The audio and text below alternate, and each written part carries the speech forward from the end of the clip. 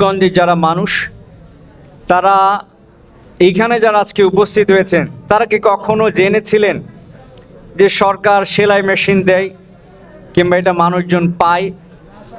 এটা অনেকেই জানতো না। কিংবা একটি সরকারি প্রকল্প নেওয়া হচ্ছে, সাধারণ মানুষের সাথে কথা বলে কোন প্রকল্পটির প্রায়োরিটি সবচেয়ে বেশি এটি আগে যাচাই করা হতো না।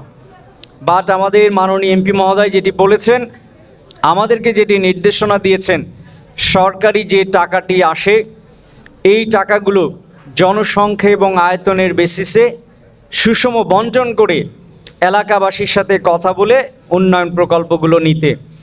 আগে যে প্রকল্পগুলো গোপনে নেওয়া হতো, রুমের মধ্যে নেওয়া হতো, এখন সেটি না নিয়ে আপনাদের সাথে কথা বলে নেওয়ার নির্দেশনা দিয়েছেন। একই সাথে আমাদের এমপি স্যার যেটি বলেছেন যে আমাদের যারা হতদরিদ্র এবং একই সাথে ছিন্নমূল যারা মানুষ রয়েছেন তাদেরকে বেছে বেছে সরকারি অনুদানগুলো যাতে তাদের আমরা হাতে পৌঁছে দিতে পারি। যে 17 বছরে কোথাও দেখেছেন সারা বাংলাদেশে কোথাও সেলাই মেশিন দিতে?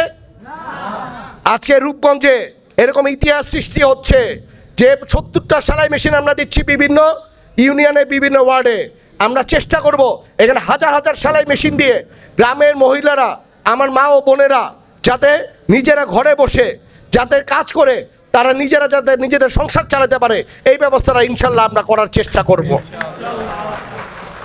আজকে আপনারা খুশি হবেন যে সরকার দিয়েছে মাত্র 56টা সামারসেবল, আমরা 91টা সামারসেবল আমরা দিচ্ছি। আমি অলরেডি চেষ্টা করছি 500 সামারসেবল আনার জন্য এই রূপগঞ্জে, যাতে রূপগঞ্জে ঘরে ঘরে যাতে পানির সমস্যা যাতে সমাধান করা যায়। 10টি সংগঠনে আমরা আর্থিকভাবে অনুদান দেওয়ার চেষ্টা করছি যাতে ওরা আর্থিকভাবে গিয়ে মানুষের উপকারে যাতে আসতে পারে। আরও বিভিন্ন উন্নয়নমূলক কাজের জন্য আমরা চেষ্টা করছি। ইনশাল্লাহ রূপগঞ্জটা আমরা স্বপ্নের রূপগঞ্জ করার চেষ্টা করব।